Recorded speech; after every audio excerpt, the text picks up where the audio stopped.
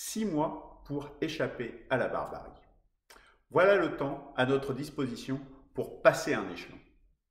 Certes, l'initiative Une perspective, la 6e République, se développe beaucoup plus rapidement que prévu. Toutefois, un nouveau palier doit maintenant être atteint. Cela implique une progression encore accrue pour cette deuxième étape. L'enjeu est simple.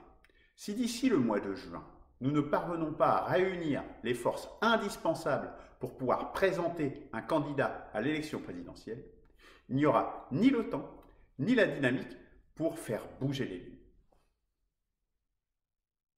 Dès lors, il ne restera que 3 voies, toutes menant à la barbarie. Première voie, Mélenchon. Et nous subirons une crise politique et économique majeure. Un sort dont le Venezuela ou la Grèce sont des exemples. Deuxième voie, Marine Le Pen. Cela déclenchera une guerre civile. Ici, c'est sur le chemin de pays comme la Syrie, la Yougoslavie et plus récemment l'Arménie où nous nous engagerons. Troisième et dernière voie, Macron pour 5 ans encore. Là, la déliquescence de la société s'accélérera, à l'image de l'effondrement du niveau d'éducation en mathématiques. Avec Macron ou Jadot, c'est le règne de l'arbitraire, des gangs, des ducs et autres communautarismes qui s'imposent. C'est la destruction de la nation et de la sécurité sociale, la disparition de l'argent liquide, le pouvoir absolu pour les financiers. 6 mois pour sortir de sa zone de confort, pour arrêter de se trouver des excuses pour ne rien faire. Trop tard? Non, il n'est pas trop tard. Mais cela arrive, oui, bientôt. Mais pour l'heure, il est encore temps. Le complot est trop fort? Qu'est-ce qui prouve que nous ne pouvons pas renverser la vapeur? Les Français l'ont fait plus d'une fois dans leur histoire. Mais oui, il nous faut résister.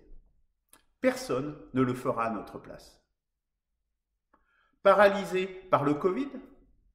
Nous mourrons tous un jour. On ne va pas s'arrêter de vivre pour ne pas mourir. La peur n'évite pas le danger. L'inaction non plus.